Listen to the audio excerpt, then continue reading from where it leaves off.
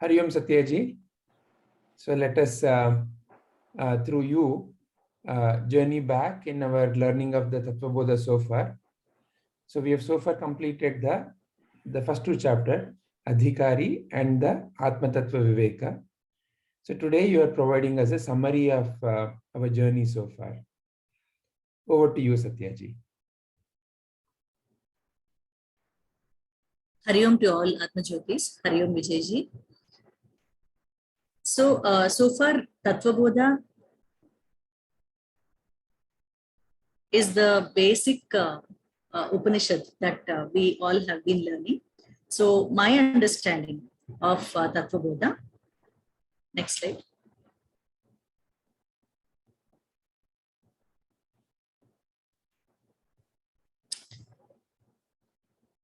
So, my pranams to all the gurus, Prabhuji and Shankaracharya.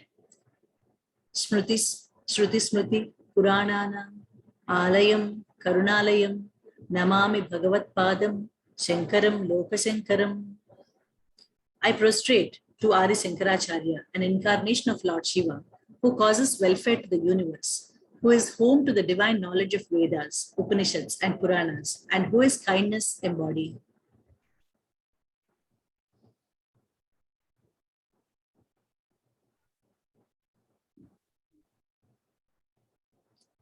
Next slide.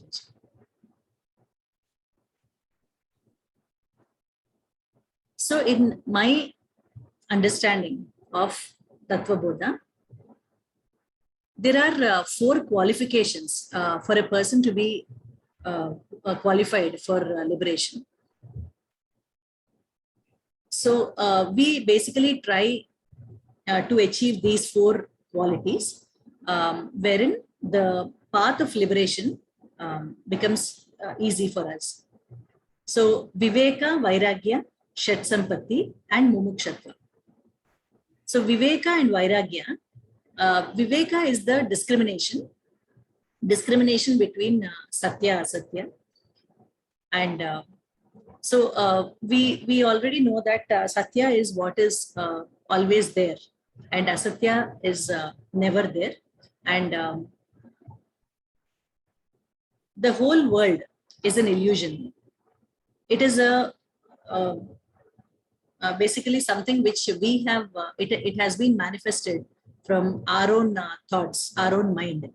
So we need to understand that what we are looking at is what I am is the pure self.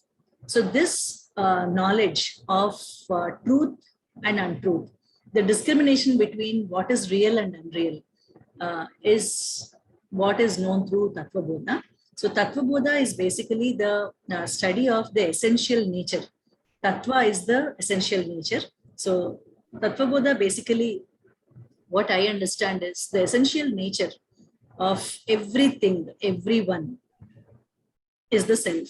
So when we look at the outside world, or when we are dealing with worldly activities, this discrimination between what is real and unreal is what takes us to liberation. And there is no path or a particular way to achieve something called liberation. We are already that. We are already there. So what has been clouded to our Viveka is something we have to remove. So liberation or self-inquiry is not a process where you gain knowledge. It is a process where you understand what is unreal and just remove it from your as an obstruction. So when the obstruction is removed, it is very clear that you are the self. There is nothing to achieve or nothing to be done about it, but the pure Viveka or discrimination between what you are seeing and what you are. Vairagya is detachment with the unreal. So we generally keep thinking that whatever we have is ours and it is us. So the more we start holding on to things in the sense, it may be things or people or emotions or relationships or anything for that matter, even your personal identity. So if I am able to look at myself as as the self and not the identity. Identity can be conditioned.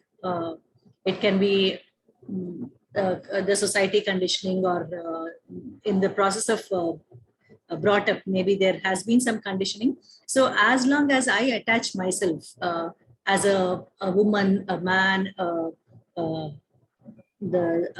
particular qualification, or mother, father, brother, husband, wife, and all that, you, instead of playing the role, you get attached to the role and you become the role. In fact, you are not a mother, you are not a father, you are playing the role of a mother, playing the role of a father is something we need to understand. So when you play a role, you play the role perfectly and come back to yourself. Unless you know the seat of consciousness as the self, you will keep on drifting from one place to the other. Whatever is very much visible to you, or very much occupying your attention, it will drag you into that, and it takes you into the other world as if that was real. So this, coming out of this cycle of Maya is something we need to do consciously, because unless you develop this vairagya or detachment. And how can you develop this vairagya? It is not by just telling that, that is, you are just a mother, you are just playing the role of a father. It is only by viveka you can achieve vairagya. And then we have the Shatsampati. Is there a slide for that, Vijay? Yeah.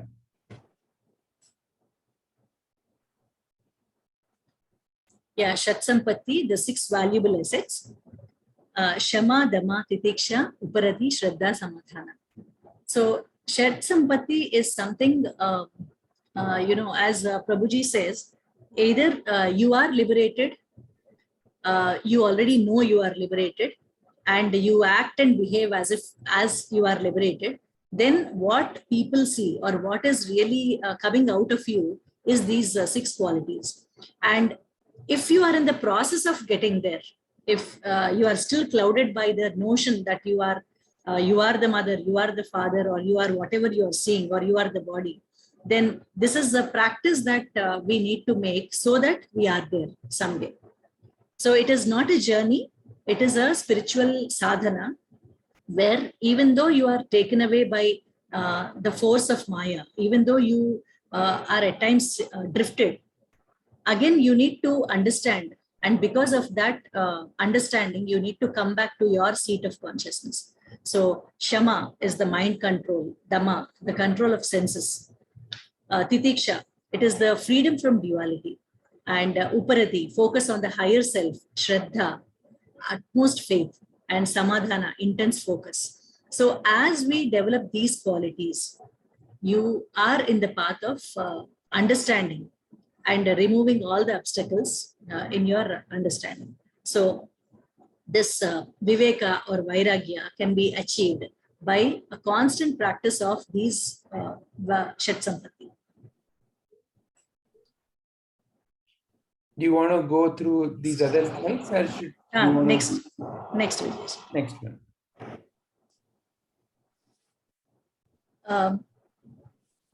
And then there is the 4th one also there, Mumukshatva, that is self-realization. So Viveka, Vairagya, Shatsampati, and Mumukshatva, these are the 4 desired qualities. And Mumukshatva is self-realization. Unless you realize the self is not to be achieved. Self is not a something which you go and achieve, or a particular achievement. It is already there. It is there in you, it is there in me, it is there everywhere. The only thing which is clouding this knowledge of the self is the Ajnana. So unless Ajnana has to be removed, that itself is knowledge. So there are different ways in which you are able to get to liberation. So meditation and self-inquiry. one clarifying question. Yeah.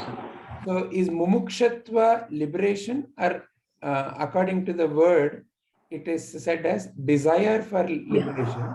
Yeah.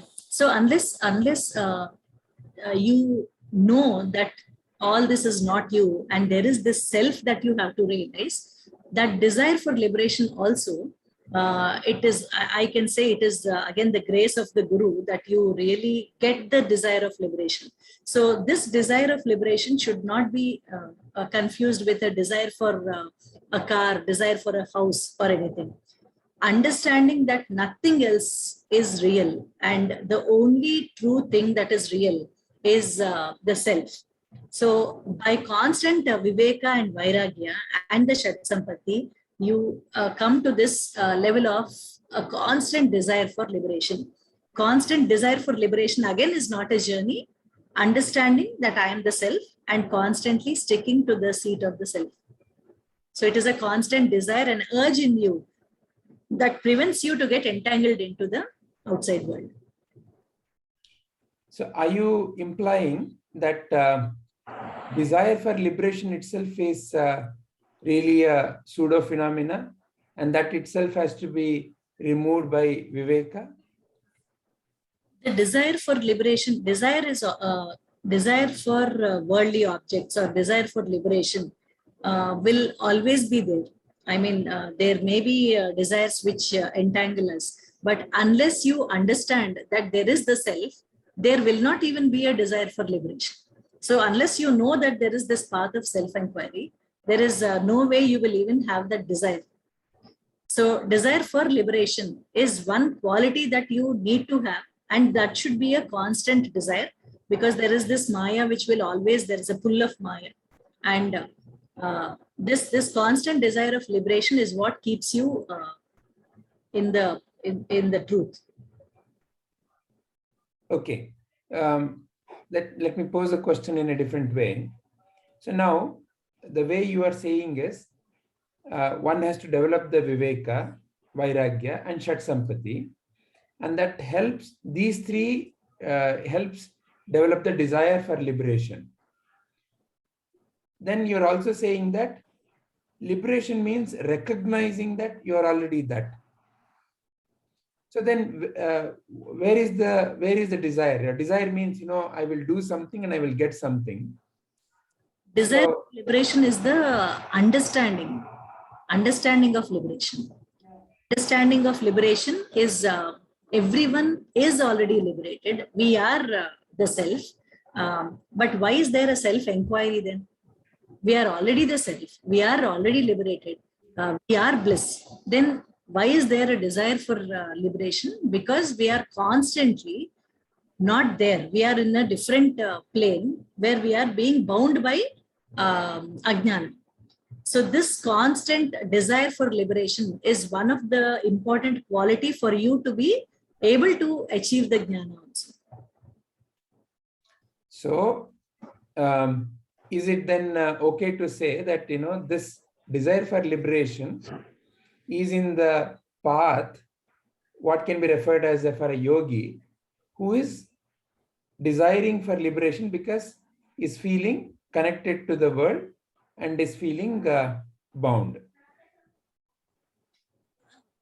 No, everyone is bound because of ajnana. So only when you know that there is light, you know that, instead of removing darkness, staying in the light is what is necessary. So you need to understand the difference between light and darkness. So that is jnana, and that desire for understanding is the desire for liberation. Excellent. But then, this chapter itself is called as adhikari, as if, these are the qualifications needed. It's like saying, for example, if you want to get into engineering college, they say, have you passed 12th exam? Whereas the way you are saying, these are the qualities we need to develop. So then how is this adhikari, the statement adhikari, that, eligibility criteria, this is given as eligibility criteria. So this is eligibility criteria towards what? And then if this is the eligibility criteria even to take up the Tattva Bodha, if I have a question that, am I eligible? Do I have the right discrimination? Have I already developed the detachment? Or, this is something that I will develop. Then only I can come back. So won't I get into that kind of a question? Is that questioning correct? Unless you get these 4 qualifications, only then, see, basically, any Upanishad or any Prakarana Grantha is given as a study to understand the self. So in the journey or in the process of understanding the self, these are the qualifications that you develop. So qualifications developed and then getting into an engineering college and developing the qualities in the study of Tattva Bodha. So you are developing the quality of Viveka, Vairagya, Shatsampatti, because of you already have the desire for liberation, because you know the difference between what is Jnana and Ajnana. You know light and darkness. You know what Viveka is. So that discrimination of real and unreal is what takes you there. So if, let's say, let's play an hypothetical situation. I am completely getting disturbed with my day-to-day activities. I have no exposure to any of the spiritual teachings. Now, this is the first time that I'm hearing about Tattva Bodha. And the very first statement Tattva Bodha makes is, you have to have these 4 qualifications. I look at my life and I say, oh, I don't have any of these. Okay, so then do I go back?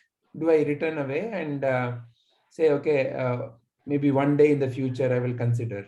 Like most of us have the excuse, no?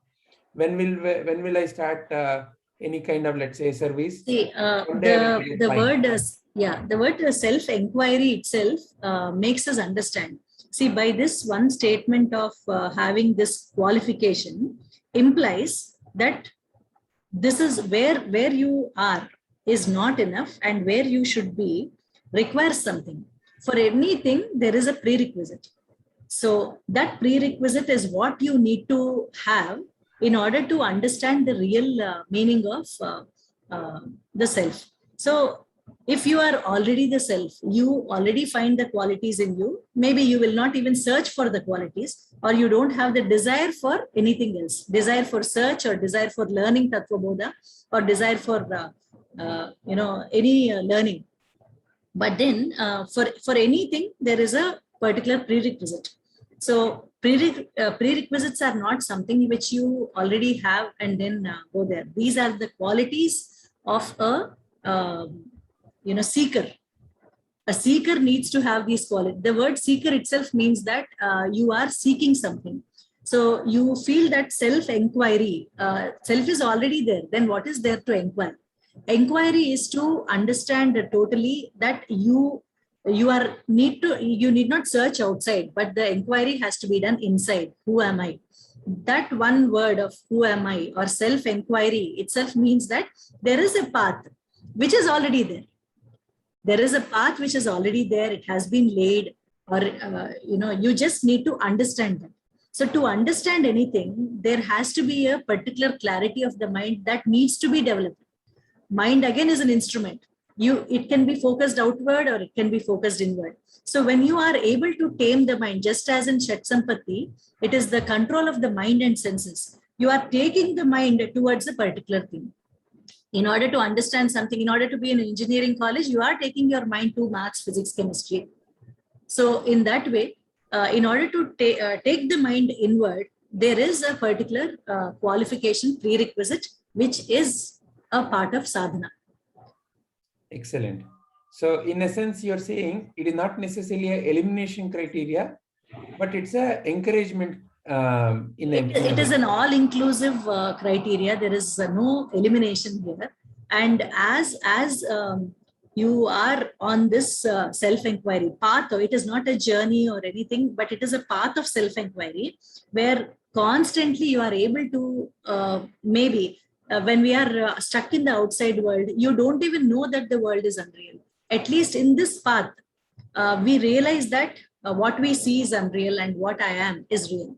So this is Viveka, that discrimination. As and more you try to look at things in that way, there is a clarity that comes up, that you need not be entangled, or you need not be so much attached to the happenings of the world, because you are always the self, and there is nothing that can be done to the self. It is always there. It is the all illuminating self. So these qualities of Shat Sampatti, the valuable assets also, they are, suppose, people do upavasa or jagarana or anything, that is to control the senses, and because all the outward things are shut off for a while. The focus should go inside. The focus should go to the self. So again, it is no inside or outside. The body also is an outline where once this Viveka develops, the outline of the body also is looked at as the world. So the self is what there is, and everything else is also the self, because it is the manifestation of your consciousness. Very nice. So before we go to the second chapter summary by you, does Varunji or Padmaji, do you have any questions to ask Satyaji?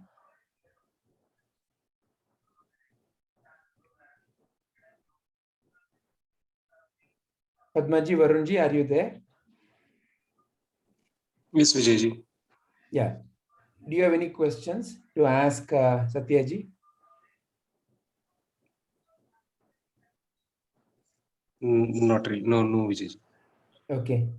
The intent behind these presentations is, one is Satyaji is sharing her clarity, and us, based on what she's saying, can ask questions so that it becomes a deeper for both of us.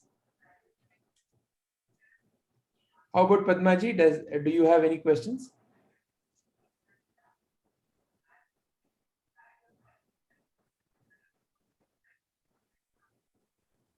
Okay. Maybe there is some. Satyaji, can you hear me? Yes, Vijay. Okay. All right. Yeah. Yeah. So then let us continue, Satyaji, to the summary of Atma Tattva Viveka by you. Yes, Vijay. Next. So Atma Tattva Viveka, the nature of Atman. So Atma, the self, is what is always there. So in order to understand what is there, because we are entangled in the outside world, we need to understand that everything, I, that is Satya, is the self, and it is unchanging. So when you keep on relating yourself or attaching yourself to the world which is changing, the world is mithya. So and asatya. Asatya is something which never existed. It can be just a projection of your mind. It never existed. But normally what happens is we are entangled in this world of mithya. Mithya is not that it is not there. It is something which is always changing. You yourself find that before 10 years or before 20 years, you were a totally different person. It was a different body. It was a different mind. And everything around you was different. And everything has changed. What in that has remained constant? If you can answer that one question, that who am I? So I was there in Hyderabad. I was there in Bangalore. When you say this, you understand that when you say that I, you really mean, that one self which has never changed. And that is the place from which you are speaking. If you are speaking, you are thinking, who knows all this? So that is the self. That is the Satya, which is unchanging. So the body, the world, the relationships, or the profession, the qualification, everything keeps changing. That changes with time, but the self has no time and space. You cannot say that the self is here. You cannot say that that self has this particular time. So it is an eternal knowingness. So we need to hold on to the Satya. And again, here, this is the knowledge of Nitya and Anitya. So what is there, what is true and what is untrue. So unless you know that everything is untrue, you will not really know what is true. So a deeper understanding or a deeper thinking of who am I, what you really are, is something which clearly shows the truth. One clarifying question there. So a deeper thinking. So then do I have to keep thinking that, I am the self? Is that what it really is? It is the knowledge which you realize when you observe and when you understand that, when you have this viveka of seeing things, discriminating between what is real and unreal, anything which is changing and what doesn't change. So when you observe, you will understand clearly the difference between Nitya and Anitya. And that is knowledge, that is jnana, viveka. So is there a difference between the thinking of that and It is a constant observation that we generally in our day-to-day experiences also, that is the constant observation that we anyway make. We see that everything is changing around us. We see that as this thinking also changes. You can switch it on, you can switch it off, or you can, the thinking drives you. So all this again is a process. But what you are is the knowing, the knower, or the knowingness of the thought also. So is there a need to think that I am the knower, that I am the Brahman?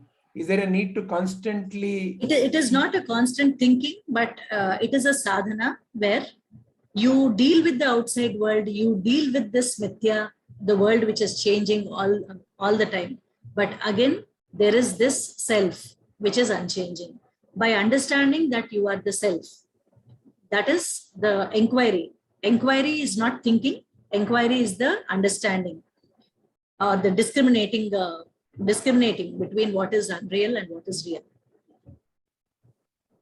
Because when we use the word understanding, we use the same tool, that is our mind. Yeah, mind is a tool which can be driven outward or which can be driven to know the self. So mind is a tool which can drive you, or you can drive it.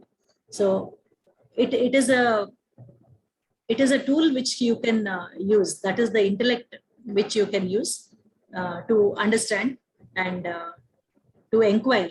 See, inquiry again, it can happen at the intellectual level, but inquiry leads to the self. So it is a very powerful tool that can be used.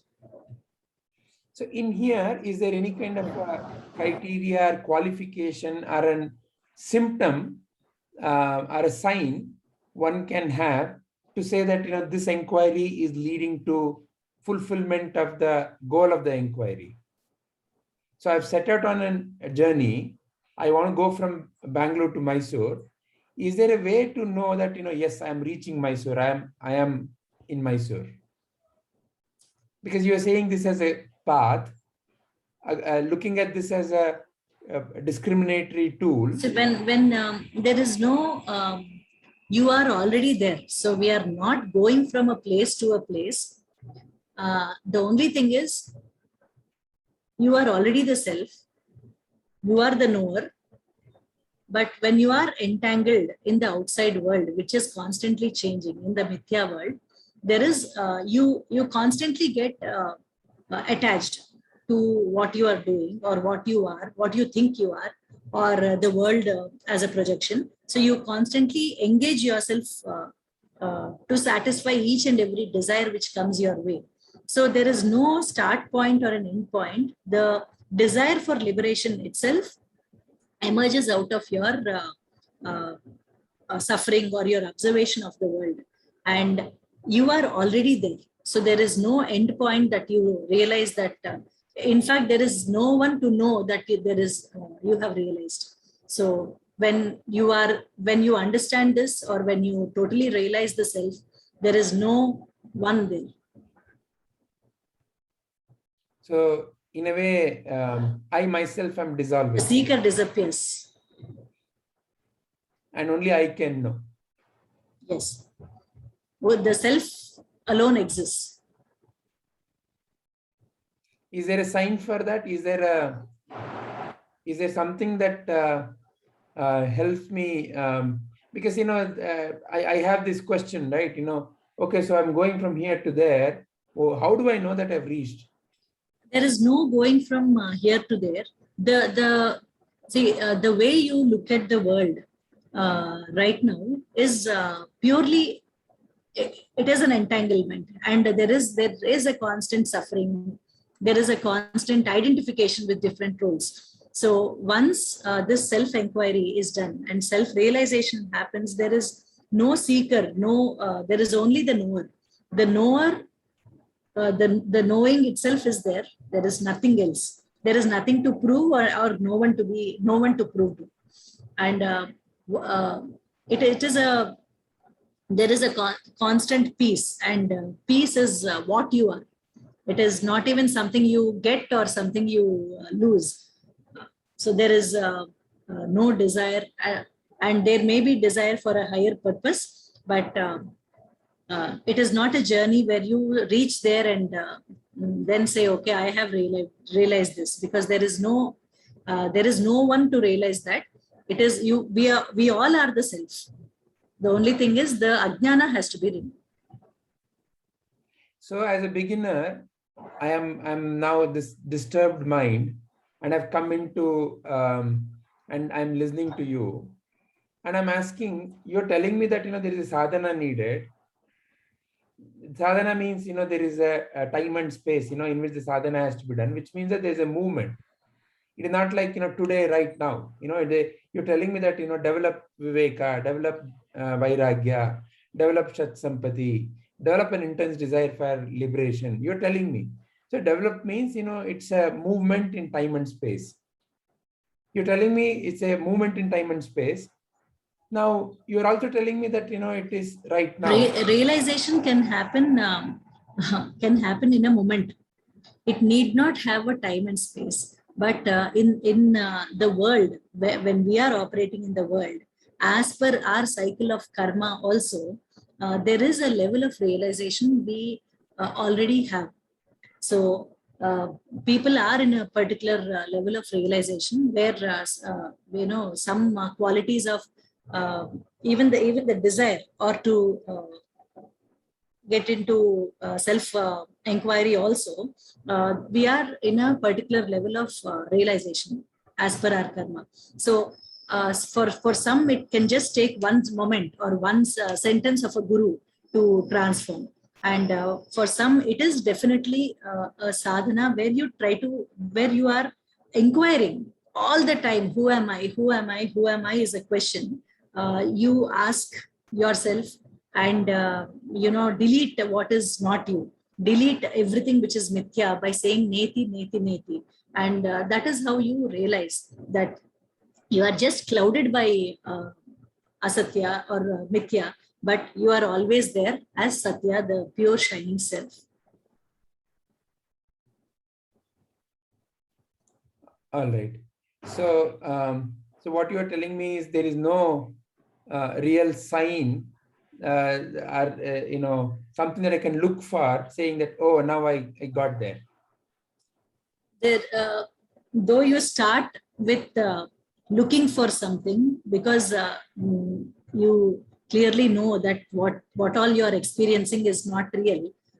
In fact, when you really realize there is no seeker, or there is no one to even tell that I have realized.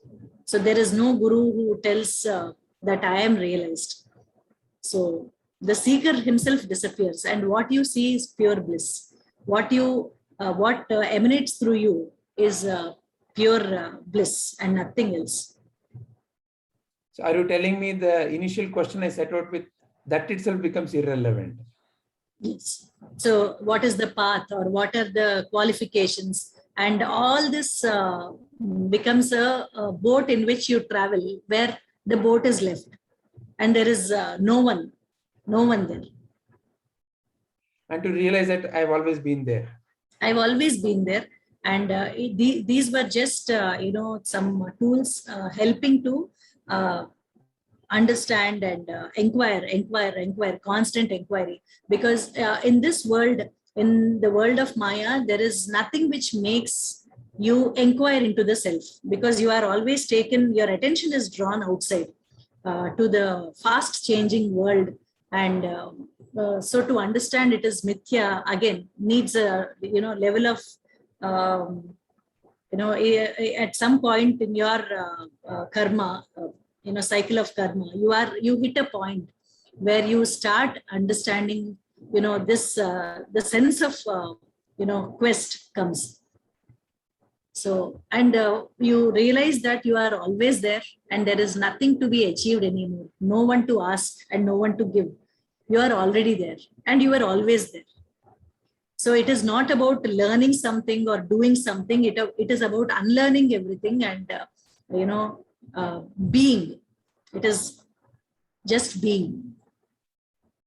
As a realization, I hear this is wonderful, but then my life is full of day-to-day challenges. My son is going to college and he has to get into a good course. He has to get into job, and how do I then act in the world? Because I need to help my son also set goals. You're saying that there is no goal at all. Then is there no life? Do I just stop everything? Whatever situation you are anyone is placed is because of the law of karma, or because of the it is like an arrow which has already left the bow, and or an envelope which has already been posted to your address. So you have your the wife, the husband, the child, all these are situations in life. Situations are handled outwardly, but there is always this jnana or the viveka that I am the self. So by entangling yourself into every role that you play, you you are getting into the world. You are getting into the mithya. So being in the self, it is not that a realized person will not look after the son or will not look after the daughter, will not be a husband, will not be a wife, but any person who is realized can play those roles more effectively. So spirituality and dealing in the world are not two different opposite things. In fact, they are one and the same. So you need not live life and then someday part of the day learn spirituality. It is living life spiritually, living life understanding that you are the self. You will still do the same things, you will still be the same father, you will still be the same mother, but living life understand spiritually, inquiring into the self and staying in the self. That does not mean that you are go to Himalayas or go somewhere and leave your family or become less effective with what you do to your family. It can all be done, but with a clear understanding, with a clear knowledge that I am the self. Excellent. Who is operating on his mother and a doctor who is operating on some patient, the difference is just because he is not attached to the patient, he can perform the operation successfully. And when the attachment comes in, his performance is definitely questionable.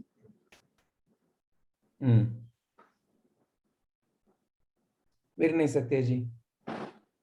So, do you want to move on? Yeah. Any questions from Padmaji or Varunji? Yeah, I have this question. Like, after self-realization, what is the need to attend to your responsibilities? Like you brought the example of your son going to college. I mean, this is an honest question that I have. Like, if we realize that there is no other, then and there are no goals, then why do we? What is the driving point for us to carry out those responsibilities? As per the law of karma, you, as I told you, it is a envelope which you yourself have posted to your address, and the person has come, he has knocked your door and he has given it to you, and it is obvious that you have to take it, sign it and take it. It is a registered post that you have got. So what you have got is something that has been given to you by nature as the law of karma. So that is your responsibility, that is your duty that you are doing. As till you have a life, there is this the body, till the body exists, there are particular duties that have been given to you as per your karma. So what all has been done, it takes form of your wife or your child or your responsibilities. Instead of getting entangled in them, or instead of identifying with them, or instead of merging yourself into the suffering of the world, and as everyone understand, life is the world is always pain and then happiness, which are two sides of the same coin.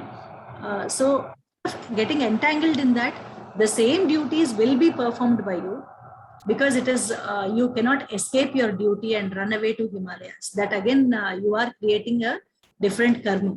So it is a karma which has to be done, just like Ramakrishna Paramahamsa or Ramana Maharshi. They have had some sufferings in life. So just by liberation, you are not running away from responsibilities, or stopping your suffering in the sense the body which has already been given to you. But all that will go on as per the prarabdha karma, but you know that you are the self. So the same things you will be doing effectively. You cannot, and by running away from your responsibilities, you are creating a new karma. And just because you are liberated doesn't mean that, see, when you are liberated, you will not even get this question of when you understand that you are the self, you will not even get the question of why should I take care of? Who is there to take care? Everything is being taken care. So who is there to take care? So this question of why should I take care of my child, or why should I take care of my wife or family, also does not exist. Thank you, Padmaji. I remember Guruji's talk that prarabdha karma cannot be stopped. All of the karmas will be dropped. Yes. But prarabdha karma is something that needs to be endured. Correct me if Yes. I'm wrong. Yeah. Yes. Another analogy that may also be relevant here is when I'm eating food, for whose sake am I eating? For only this thumb or only this little finger? No, it gets distributed for what I consider as me, this entire thing. So now this me, the sense of me, is no more just this, but it has broadened. So really one of the sign of that broadening is there is no other. Not that you will barge into anybody's house and then take away whatever the property they have, but deep within the feeling, there is no other.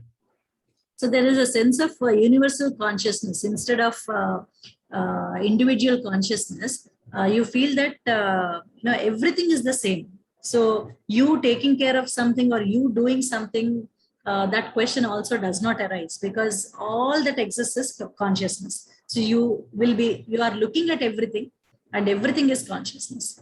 So there is, as Vijayji is saying, there is no question of there is someone else. There is no one to ask, and there is no one for whom you are doing. Everything is one. And in a way, in that feeling, any spontaneous action that is necessary in the context of the situation will naturally emerge. Yeah. If somebody comes in front of you and asks for water, you will give water if you have it. When you do that, you are neither the giver nor the doer. So the sense of doership itself goes. There is no doer there.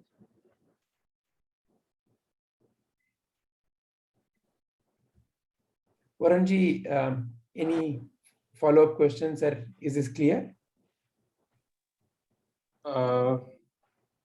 Yes, Vijay.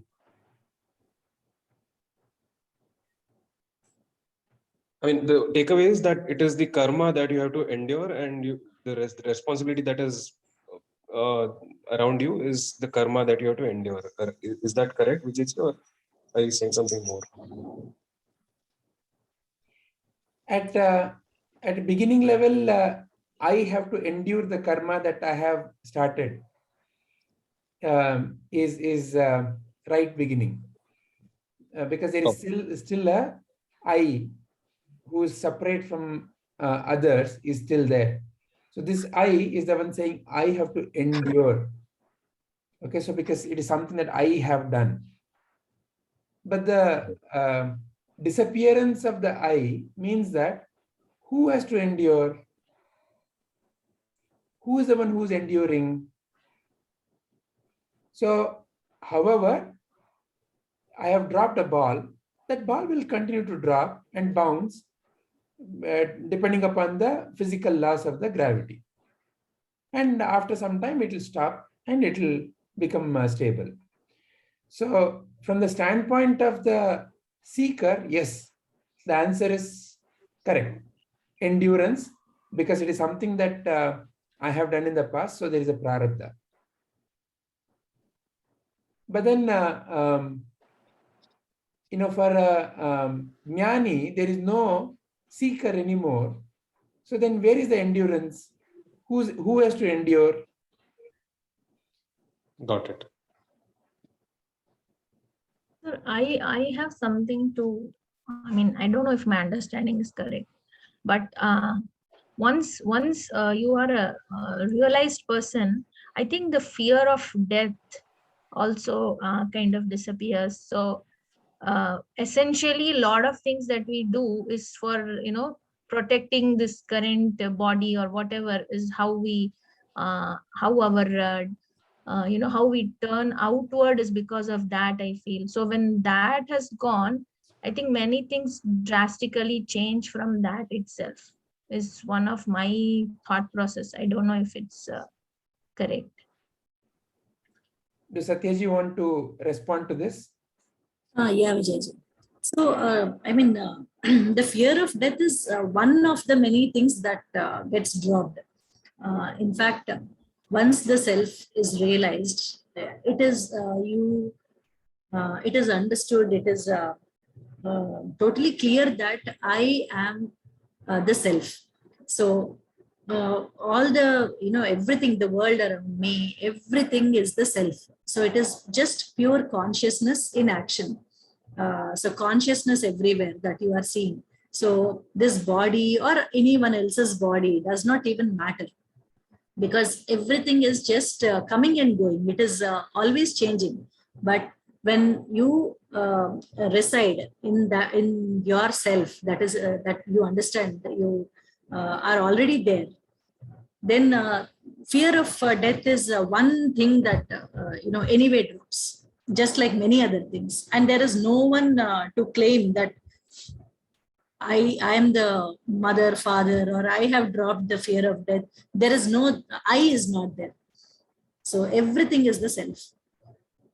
So everything is just a happening, and there is no doer, there is no thinker, there is no one who is taking care of anything.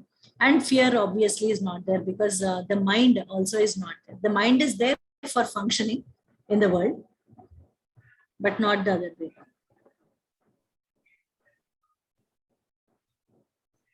Thank you, Satyaji. That clarifies, Padmaji, for you? Yes, sir. Yeah.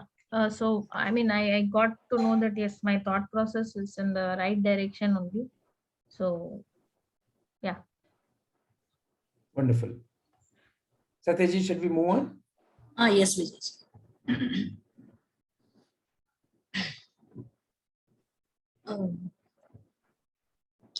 So when we talk about the world as mithya, why we say mithya is because everything that directs us to the world is in fact incomplete, and the world itself is changing. So imagine we are directed by things which are incomplete and which we are directed to something which is changing. So obviously we are getting entangled by our conditioning.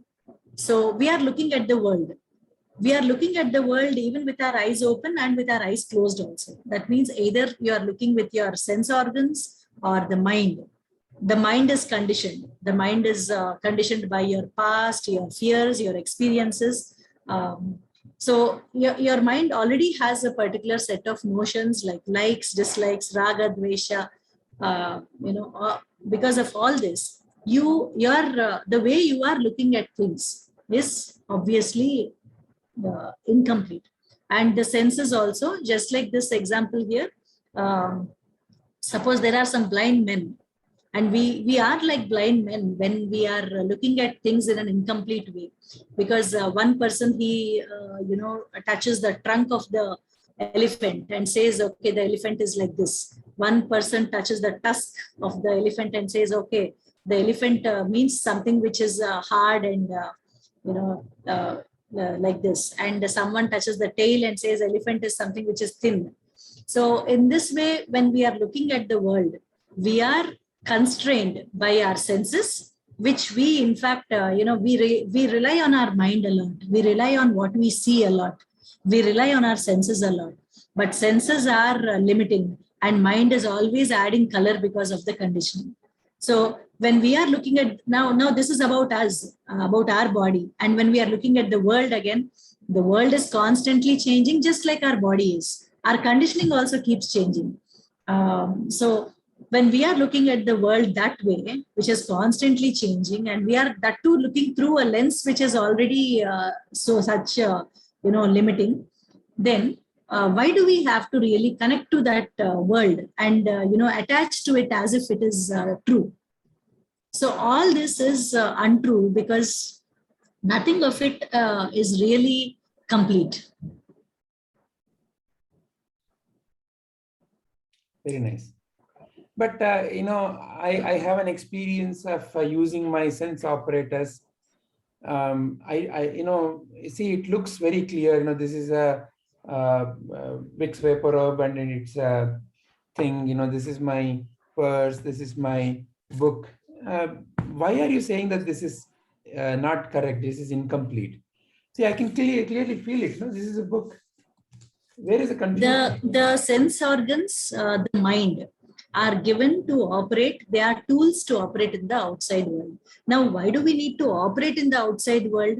There is a body also given to you because it has come with a some karma. So this body as an instrument needs to be preserved. This body is to be preserved not only for you to realize, because through the mind again is a sharpened and the sharpened intellect is the one which is a tool. So it is, the world is changing. You need not get attached to it, is what means, by saying that the mind is always conditioned or the senses are limiting. The world that you see is not something you have to be attached to. Operate in the world, use the mind, use the senses, use your sense of touch, use your sense, your eyesight, use the smell, use the taste or hear, use your mind, but then you are only operating in the outside world. That is fine. That point I get. My question is, you're telling me that what I see is not it. When you say it is limiting, anything, it is limited. It is a book. Sense, I can clearly see it's a book. It is constantly changing. The world in which you are operating, in fact, your own mind is constantly changing. The way you are looking at the mind, the way you are looking at anything is through your mind. Suppose you shut off your senses, you close your eyes, you shut down your ears. Even then you are seeing a world. There is a whole world inside the mind. So how you are looking at the world is through the mind, which is already conditioned. It is conditioned by your half the knowledge that you think you have, or it is conditioned by all your likes and dislikes. And so you are looking at the world that way. The world itself is changing. it is not permanent. When it is, Can you help me understand through example? Because see, I have learned all this by my experience of life. I've seen, I've done. So this is my life experience. How can you say that I'm conditioned? This is what I realized. you can always operate in the world. You can always see the world, but you are not the world. Understand that you are not that. You can operate as effectively as you can. Yes, we are seeing the world. The world is seen by us, but that operates only in the presence of consciousness. Have you not been conscious? Would you really see that? Would you really feel that? So what is there is pure consciousness. And through consciousness, or in the light of consciousness, the whole world appears and disappears. And what appears and disappears is mithya. And what is always there is satya. Yeah, but by that, how can you say that my senses are limiting and my mind is conditioned? Okay, I get your point that it's all appearing in my consciousness, but why are you telling me that my senses are limiting? Are you telling me that what I'm seeing is not a book?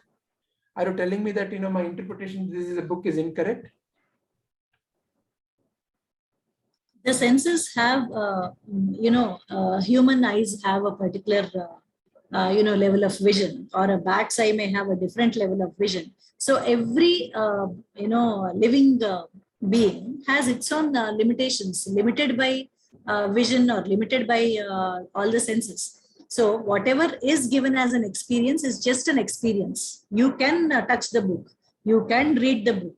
All this is using your senses to do what you are doing, but definitely they are limited, because what you can, what a dog can hear, I cannot hear. What a bat can see, I cannot see. So every being, every living being has a sense of, has some senses which are limiting to a certain extent.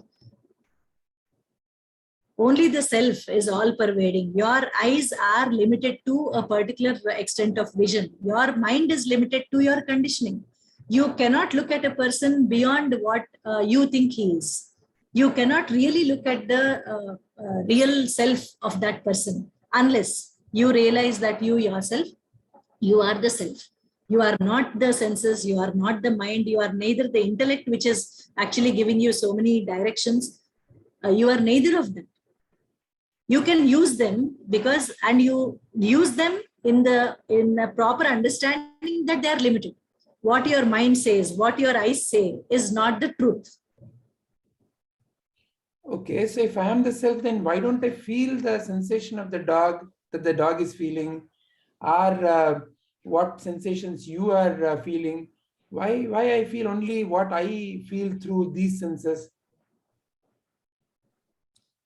So when you are totally imbibed that, when you are in the self, you totally take the stand of, you are in the self, then there is the same consciousness. You can see that even a tree, a plant, a dog, a bat have the same consciousness. So that is how you see. And the perceptions of touch, taste, smell, all these are limiting to your body again. As you just now said, why can't I feel the sense? Because the senses again are limited to the extent of your own body. In fact, in your own body, if a part of it is, dead, you will not even feel the sense at that particular point. So everything is limited. And once you realize that you are the self, once you are there, you understand that what is operating is pure consciousness. You can see the consciousness even in a rock, even in a plant, even in an animal. So you can experience the same level of consciousness throughout the operating in the world. So everyone is operating through the senses, through the mind, which is limited. Does it mean that I can start reading the minds of others? So getting to this sense of consciousness is not a miracle or, something which, as a siddhis or, reading the minds of others. But there is no need, or there is nothing to go into the mind of others, because anyway, the minds are unreal. The mind is something which just comes and goes. So by constantly staying in the seat of consciousness, things are just happening, things are unfolding in front of you. You may be even able to understand what is going on in the mind of others. You may empathize, you may sympathize, but there is no real need. There is no real need that you have to take care of something, take care of your wife, son, daughter, or anything. And there is no real need even to read the mind of a person. Everything is just happening and you are in the state of bliss. So is my idea correct that, okay, say I am the self, you're telling I am the consciousness, and there is a world out there, and that I am not the world. Is that how I should understand this? Initially, you clearly see that Shivoham, like I am Brahman, I am Shiva. And once, you clearly realize that everything is Brahman. So Sarvam Kalvidam Brahman is where you go by this constant Shravana, Manana, Nididhyasa. When you are constantly doing that, you realize that everything is Brahman. There is no difference between yourself and anything else. So self is what exists. So this is individual consciousness, and what is there is universal consciousness. So then I am the rock, I am the book, I am the pen. Yes, you can feel the sense of connectedness. So everything is one. The lack of connection is what makes anyone struggle in life, because we find that every moment there is something other which is trying to hurt you, other which is trying to blame you, or other which is trying to offend you. You always see that there is some other. But when you come to this sense of realization, there is this, everything is one. The same universal consciousness is operating through you, operating through your son, operating through your boss or your subordinate. So that universal oneness, the connectedness is what you see. And then it becomes complete. Very nice. Any questions from Varun, Padmaji? No, sir. I think she's put it across very beautiful. And I feel, sir, you're asking a lot of questions to Satyaji.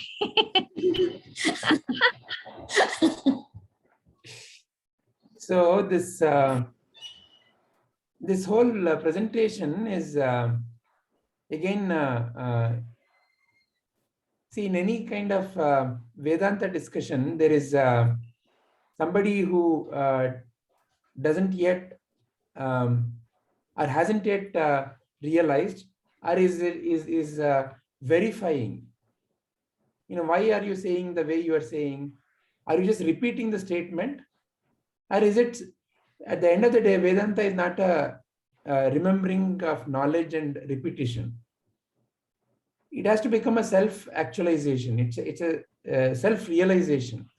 It's from deep within your own experience. So the intention of the questions are to bring out that experiential aspect, because now she has to defend what she's saying, and the conviction has to shine in the way she puts it. Sure, sir. I was just, just mentioning it as on a lighter note. No, I understand it. Yeah. So shall we continue, Satyaji? Yes, Vijay.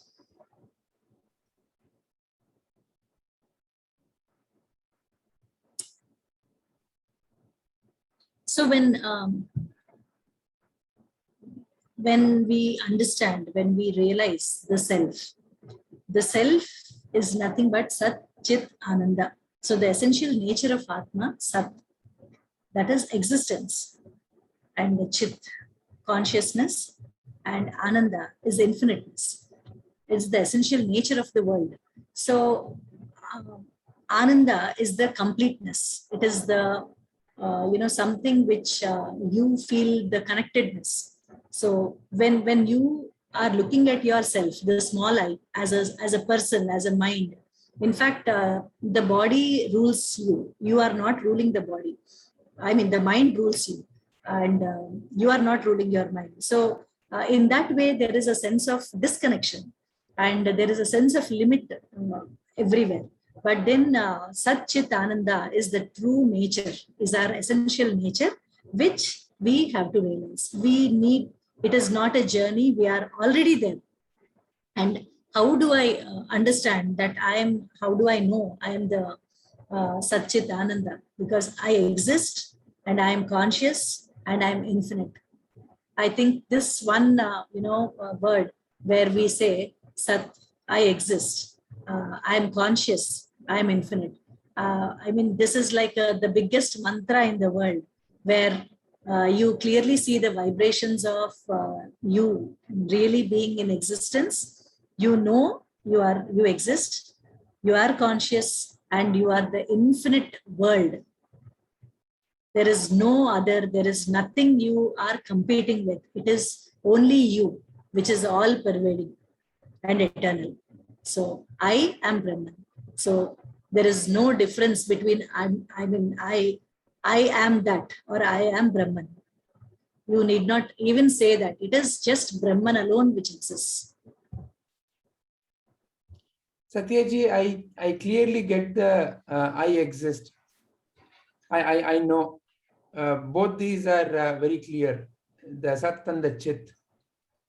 But infinite, I still feel I'm limited. So where is this infiniteness coming from? The limit comes when you think you are the mind or you are the senses. Just as I spoke before, the eyes, the nose, the tongue, or the ears, or the skin, they have certain limits. So when you are looking at yourself as this, the body itself is bound by time and space. So anything which is bound by time and space is limited. But consciousness is not bound by time or space. It is limitless. It is the whole infinite awareness that is there. That is always there. So there is no question of time that, the consciousness is born now and it dies now. It is there, it was there, and it will always be there. Yeah, so that makes it independent of time. But how do I realize that it is infinite? What do you mean by infinite? As I just now told you, when the consciousness that is operating, the consciousness that I am, is the same consciousness that is operating everywhere. The universal consciousness itself is I. The universal consciousness itself is you. So where is the limit? It is infinite. The whole world, or whatever is there, what you see, what you not see. Okay, I'm not saying the world means the earth, because again, that is something you define by some conditioning or a map or a globe. But again, there is a limit there. I'm saying whatever is there, the isness is the consciousness. It is eternal and infinite, because what all is there is consciousness. So what you can see through your mind's eye, or what you can see with your senses eye, is limited, because you can't even see what is there. Oh, so you're telling me my mind is the boundary. Mind is the boundary. You cannot see more than what your mind can project. Your mind has a certain limit to the projection. It can't show you what is there, because it is a limited tool through which you are observing things. So the senses are limited. When you are looking at anything, there is a limit. If you are looking into your room, you can't see beyond the wall. But does it mean there is nothing beyond the wall? There is a vastness in this, in presence, in consciousness. So whatever is there is consciousness, and in the light of consciousness, there is the existence, and the knowingness of all this is the Chit. Can I experience infiniteness? Infiniteness is always there. So this, when the realization happens, what is there is infinite. There is no limit. There is you cannot yourself identify with a body. as I told you, the body is just an outline in the infiniteness of nature. So everything, a plant is you, a dog is you, and the body is also you. So there is no outline like a body. You can't limit yourself with this body and say that you are inside the body. You are all pervading. So infinite. So is infiniteness subject of experience? Can I experience? Infiniteness is what is there. That is the only experience anyone can ever have, because infiniteness is what is there. This sense of limitness is what is limiting you, limiting us to even understand that, you know, there is we are boundless. Can I say now, you know, kind of switching, can infiniteness ever be experienced? Realization or infiniteness as an experience, it is not an experience. It is all that there is. We are limiting our knowledge. We are limiting the experience by saying that this is my house. That means I put 4 walls and then say this is my house. But in fact, the whole world or the whatever is existence, that is, we are limiting through our mind. We are looking through the mind and saying, I am experiencing this. I am experiencing this. Experience again is to the mind. The knowing principle, that is the awareness, is what is always there. And that is infinite. When you limit yourself to an experience, you can say, okay, I found this vibration here, or I just now experienced that I am limitless. Again, you are putting a boundary to your own experiences. Experience is existence. It is always there.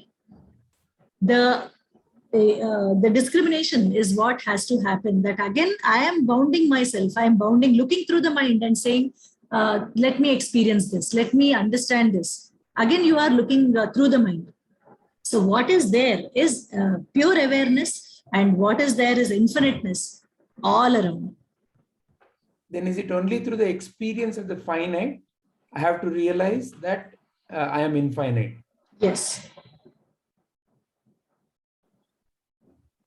Very nice, Satyaji.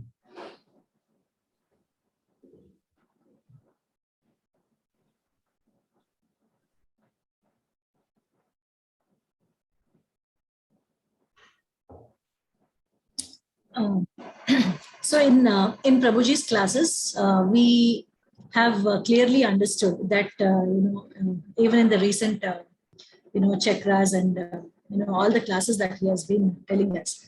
So we are neither of we are learning a lot of things like the panchakoshas and the deep sleep state and waking state and dream state.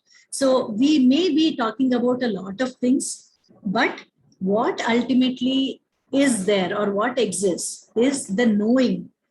You know that you are sleeping, you know that you are waking, or you know that you are in the deep sleep. So what is there constantly is the presence, the isness. So we are neither the 3 bodies nor the 5 koshas or the 3 states of consciousness. And in the recent classes that Prabhuji was saying, it is Shiva and Shakti. Like the self is Shiva, the consciousness, and whatever is being experienced is Shakti. The energy inflow is Shakti. So we have the Shakti aspect, that is the constant flow of energy, which is manifesting itself as experiences. And Shakti meets Shiva, and you understand that what is there is pure self. So all these experiences, in fact, are leading to knowing the one self. So what is not there, or what is actually misleading us is our bounding experiences or limiting abilities or the limiting senses or limiting mind. So we are neither of this. If you close your eyes, or even if you are looking at the world, the one constant thing which is always there is the knowingness. That is the Shiva. Other than that, there is nothing. And what is there is the self, is the Shiva Tattva.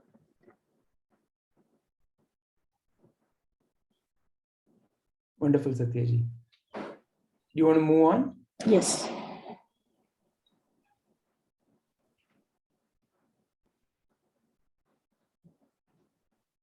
Yeah, so we were studying about all, Sthula Sharira, Sukshma, and Karana Sharira.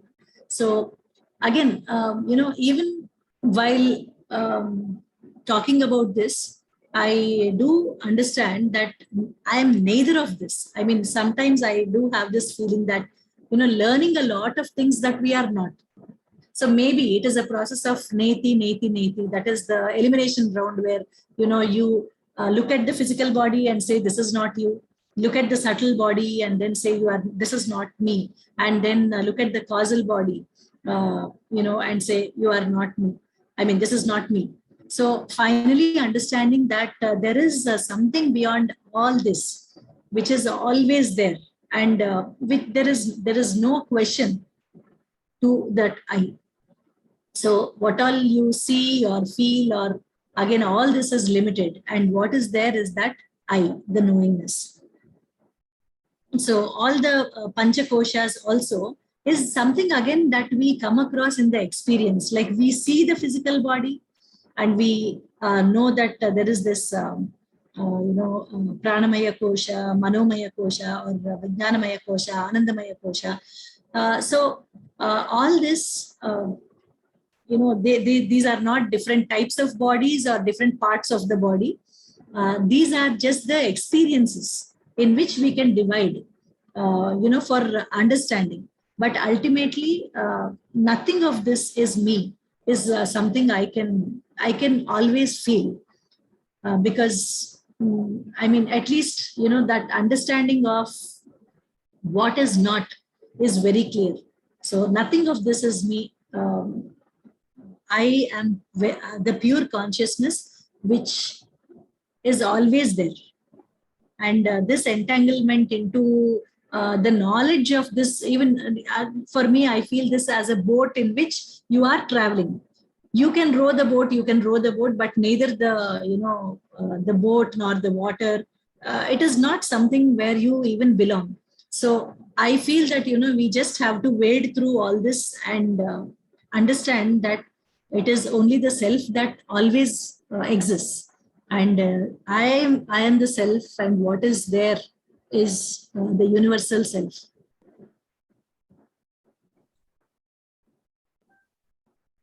Why is this called as a prakriya, Satyaji?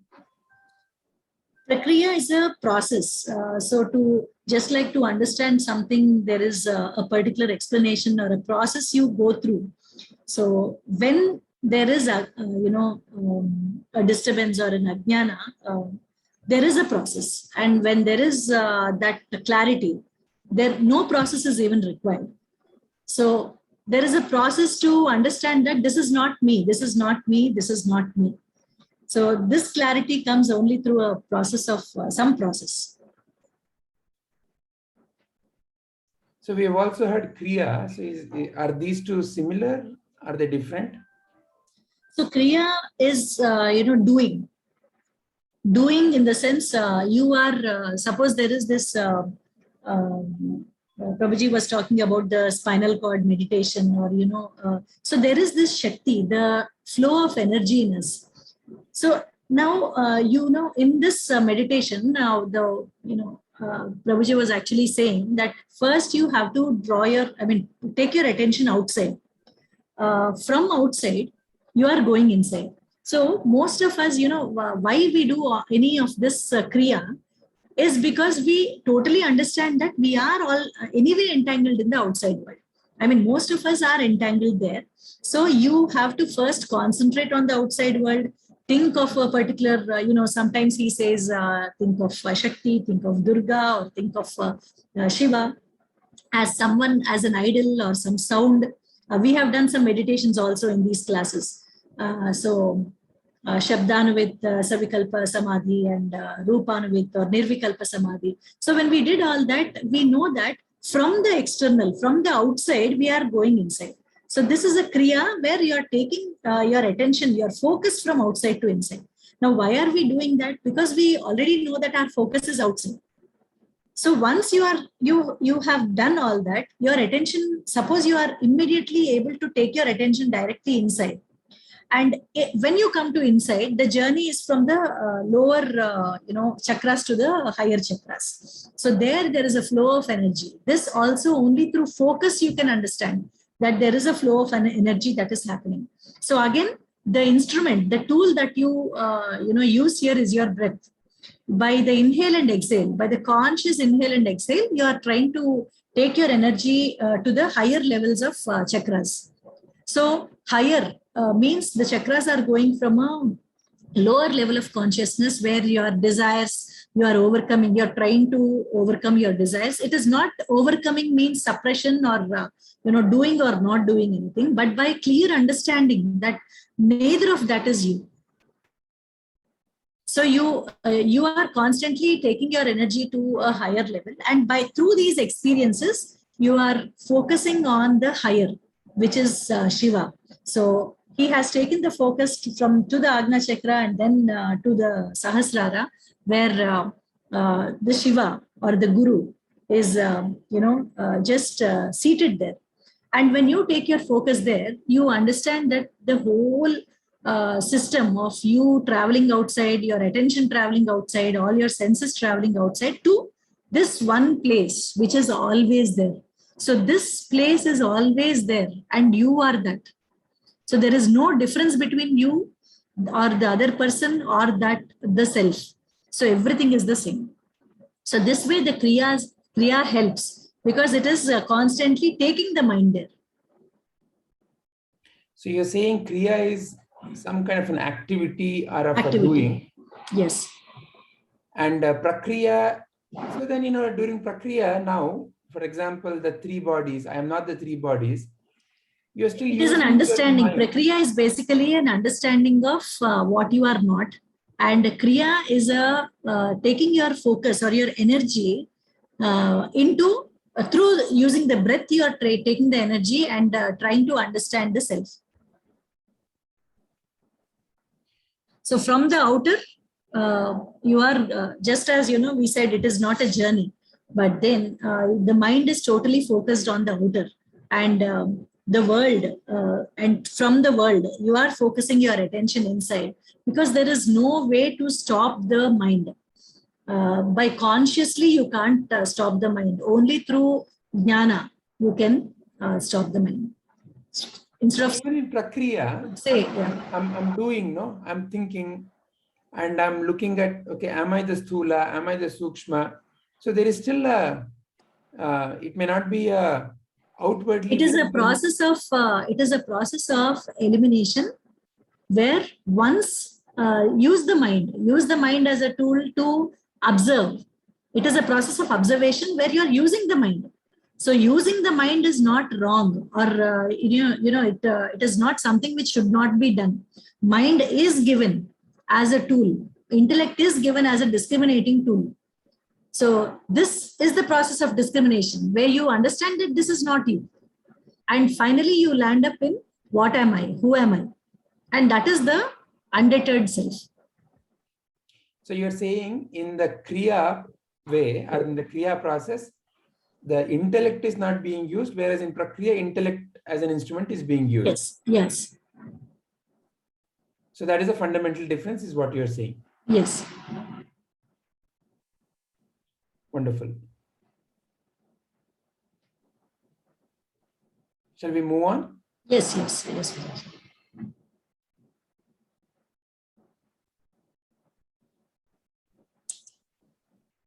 Yeah, I think,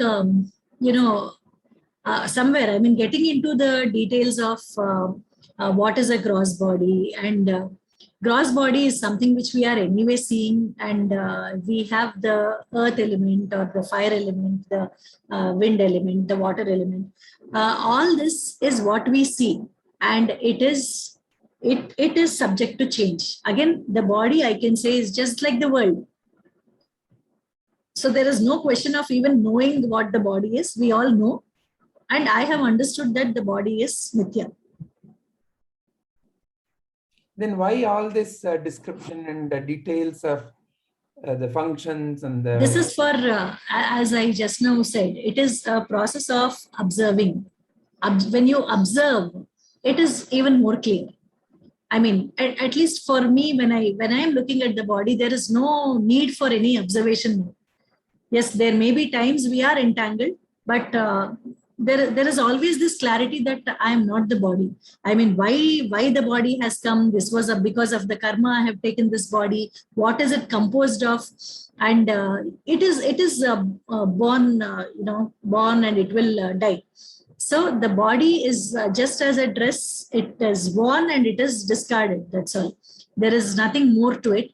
So for me, I mean, learning more about the body is something to be preserved, to be taken care of, only to, complete the cycle of the karma. As long as the body is there, it is something to be taken care of, just like you wash your car. It is not you, but you wash it. That's all. But then why is it said that the body is because of the good actions of the past? Body is the one which even is to take the highest form of consciousness, the human body, which alone has the mind, the intellect to discriminate. It is not there in the other organisms also. Even to take up body, or to take up this body, some people born in a family where there are learned people, or to have Prabhuji as a guru, being able to have this class here. All this is again a part of the karma or the good deeds that have been done by a body which was there previously. So this is the karma that this is carrying, and this will go on. This will go on, but everything is again a result. Not only the body, the situation also is a result of karma. So, and body also is a part of that situation or that karma. So I don't see that difference between all this.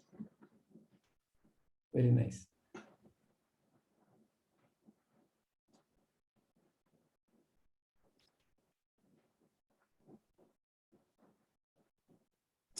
So the subtle body is again you have the mind which is constantly thinking, and the subtle body is something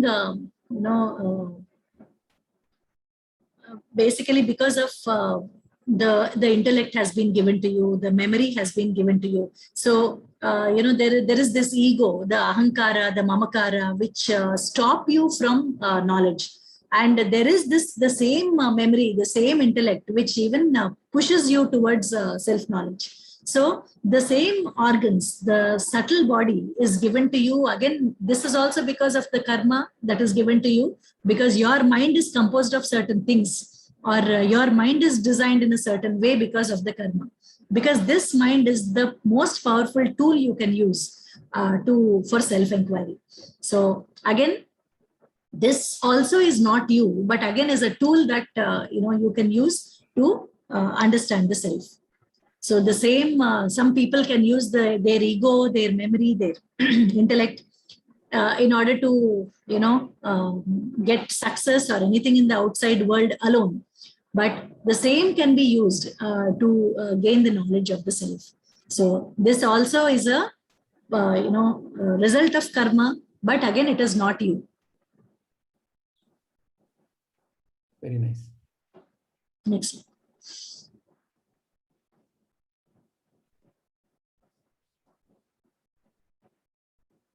So this is something we have discussed. The mind is always limited. It can be even imagination is also limited. Imagination is because of all the information that you have gathered, and so every even the air or every sense organ has a devata, like the eyes, the nose, the tongue. They are guided by a particular devata, because as you know, you are not the one who is operating your eyes. You are not the one who is operating your nose. Everything is there. So do we really know how much blood we need to pump into the heart, and are we really doing anything like that? No, everything is happening, and it is guided by a divine knowledge. It is not our knowledge, or our mind doesn't even possess the knowledge to operate the mind. So in this context, the word Deva, Devata and Deva that we hear are Devate. How do you relate to that? So all this is driven, every sense organ is not driven by this limited self or limited I or limited mind that you know. So it is guided by the universal consciousness, and the universe is driving the whole life force. So the Shakti is being driven by Shiva. So these Devatas are different forms of this. Yes, Shakti is everything. Energy in you, energy in me, the energy operating the eyes, the nose, the mind, the intellect. Wonderful.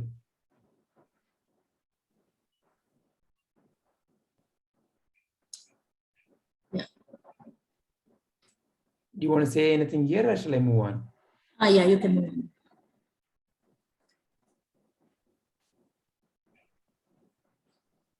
So in this process, when we understand that, the mind is a tool, and all the sense organs are, they are not driven by us, or we don't know how to operate our eyes or anything. It is driven by the Devatas. So Devatas is a flow of energy, the Shakti. The Shakti is there in all of us. So even the Ichcha Shakti, Jnana Shakti, Kriya Shakti, when we say, it is the desire to learn, the desire to know the self, or the desire to do, or the knowledge. All this is Shakti, and everything is operating in the presence of consciousness. So in this process, there is this, we say the mind. Then why do we need to have a mind? Why should we have an ego? Ego, the mind, the intellect, everything is it is a tool. It can be driven inside, and it has to operate outside. It should operate outside, and to preserve this body, yes, ego is required. The mind is required. A sense of the protective mechanism, that is protecting the body, and protecting the sense organs, protecting the mind. All this is done by every person. And obviously, ego is the one which says that this is mine, this is me, the ahankara and mamakara. That is what the ego does. So is it necessary? Should the ego be dropped? No, the ego is a protective mechanism. Let it operate. But ego should not be driven to the outside world. It should be, the mind should be taken inward. So the same mind has to be moved inward. So instead of dropping the ego, it is just let the ego or let the mind work for you. The mind has to be turned inward. It can operate in the outside world, but the mind has always to be inward. Why is it said as a protective mechanism? Unless you have a sense of, this is my body, there is no way you will be protecting your body. Body is a tool which is given to you to fulfill the karma. So the body has to be protected for your for self-realization, for doing any nishkamya karma in this outward world, to do service in the world. The body needs to be protected. For the cycle of karma to be complete also, the body needs to be protected. So how do you protect the body? Only with this part of the mind that is operating, called ego, which creates the sense of this is me, mine, and I. That is what protects it. So to operate in the outside world, ego is an essential mechanism. Excellent.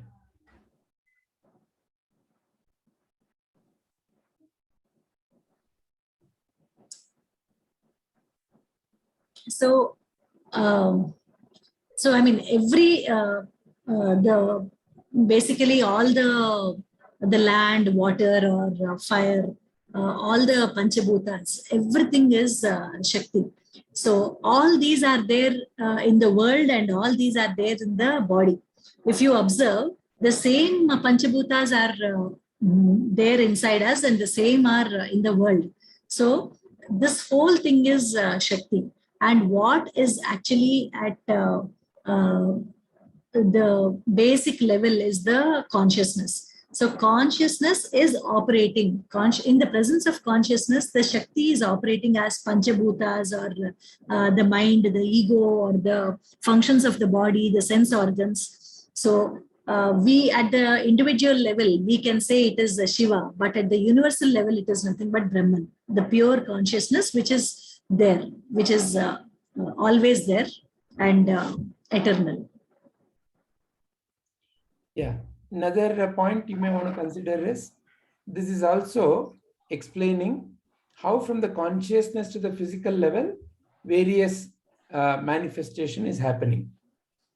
Yes, everything is a manifestation in the presence of consciousness. Just as the Panchabhutas are there inside the body and outside the body, if you understand, this thin line of demarcation also is removed. So everything is the same. So at the individual level, we can say it is Shiva, and at the universal level, it is nothing but Brahman, the universal consciousness. Yeah, so some specific examples have been given, like here, Yes. The Devata for the fire that we see in the physical world is Agni. And at a mind level, it is nothing but the willpower. Yes. So as I told, the Ichcha Shakti or the Jnana Shakti, Kriya Shakti, so to do anything or to know anything or the willpower is what operates at our level. That is the Shakti.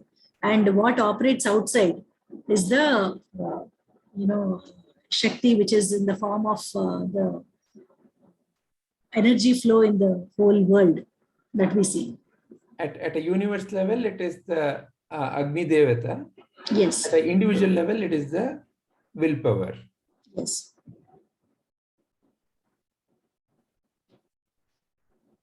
So causal body, cause is nothing but the cause why we have taken up this body. This body has been taken up because of our ignorance. See, it is the, I can call it because of the law. We are the result of the law of karma, or this body is the result of the law of karma. So the body has been taken because there has been a ignorance or a lot of desires, or just as Prabhuji says the story of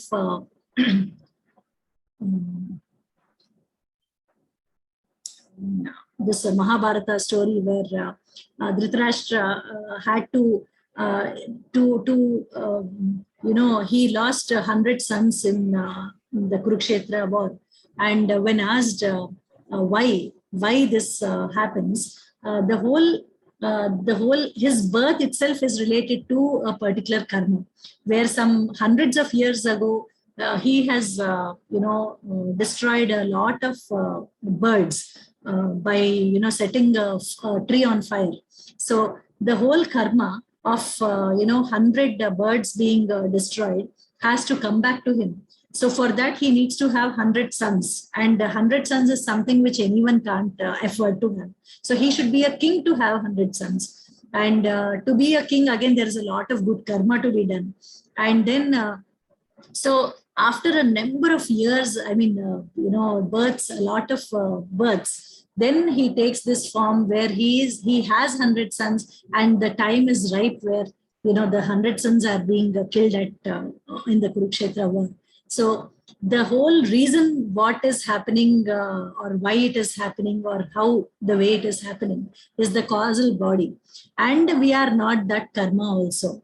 So finally, to understand that we are neither the any of these bodies is what we have to stick on to. So why, once the understanding is done that you are not this body, or what is the mind or the reason for this body, ignore all the theory and just hold on to the self.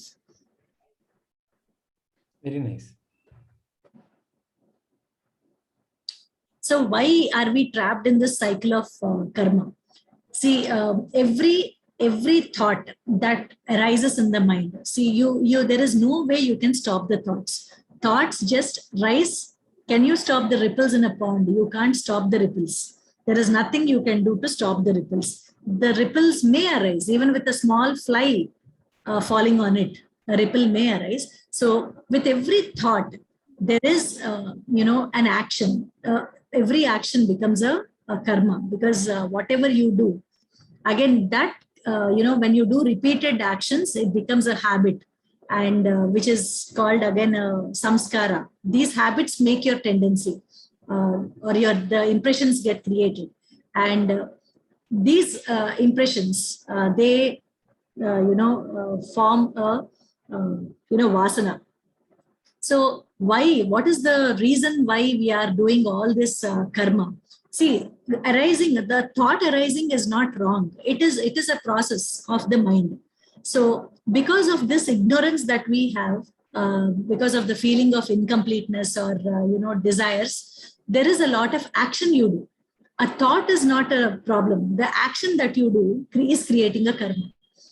Because you are, again, when you are doing an action, you are entangled to the fruits of the action.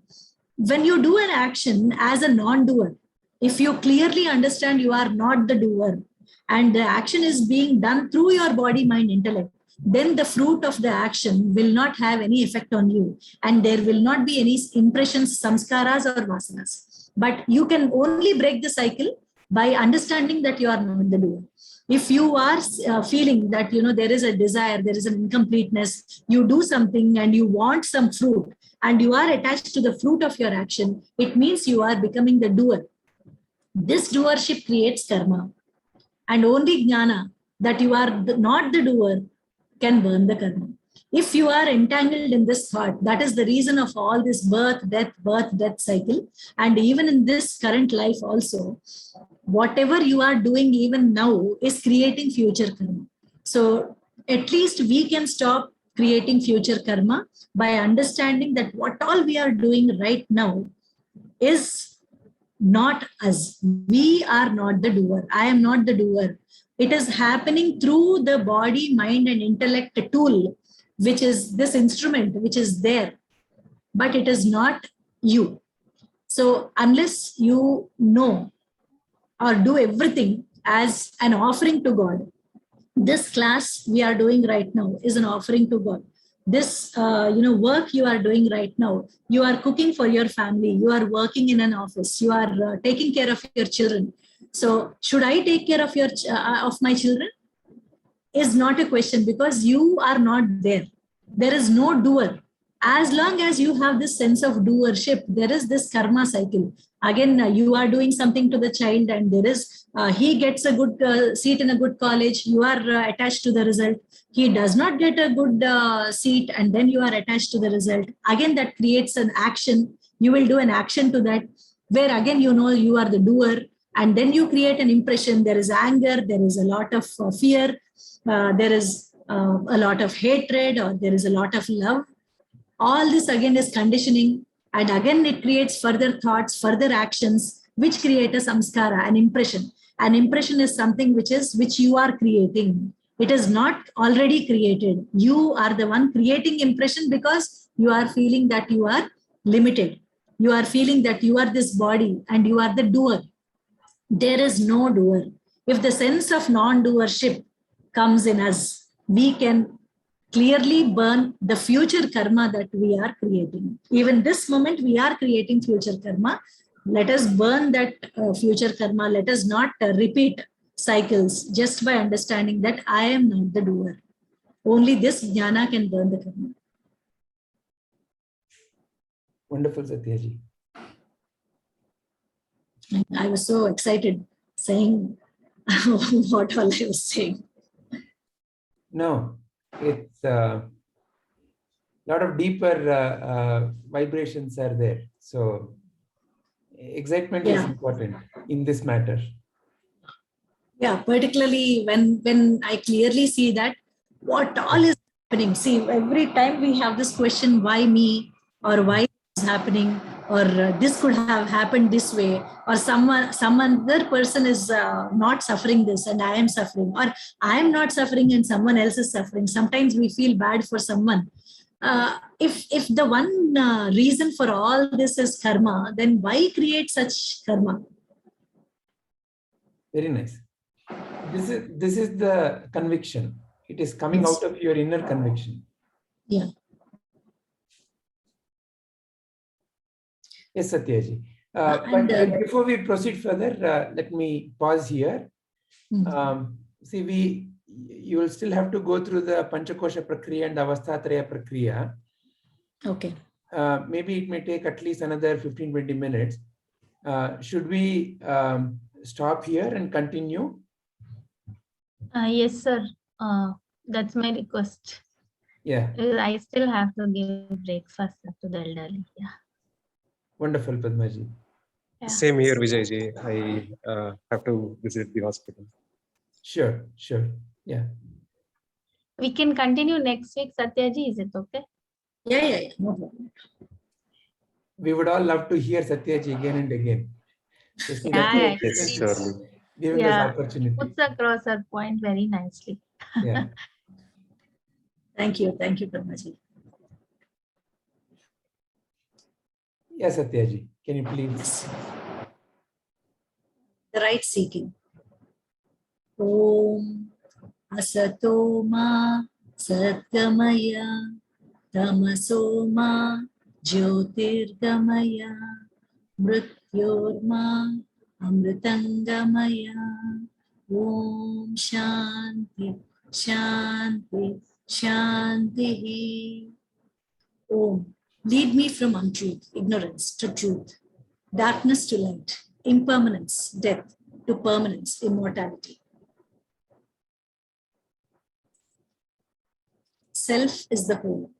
Om Purnamadaha Purnamidam Purnat Purnamudachyate Purnasya Purnamadaya Purnameva Vashishyate. Om Shanti Shanti Shantihi. Om. That is complete. This is complete. When completeness is removed from completeness, what remains is complete. When completeness is added to completeness, totality remains complete. Om. Peace, peace, and peace. Who am I? Nanu, Nanimbudu, Nanalla, Ideha, Manabuddhi, Nanalla, Sachidanandatma, Shiva Nanu Nane, Shivoham, Shivoham, Shivoham. I am not the body, mind, or intellect. I am pure consciousness, Shiva Swarupi.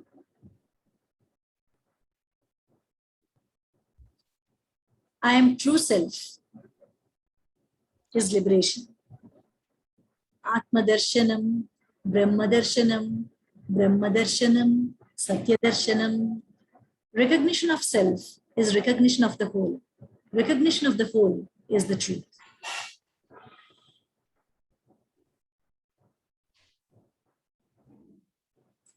May all be free from suffering.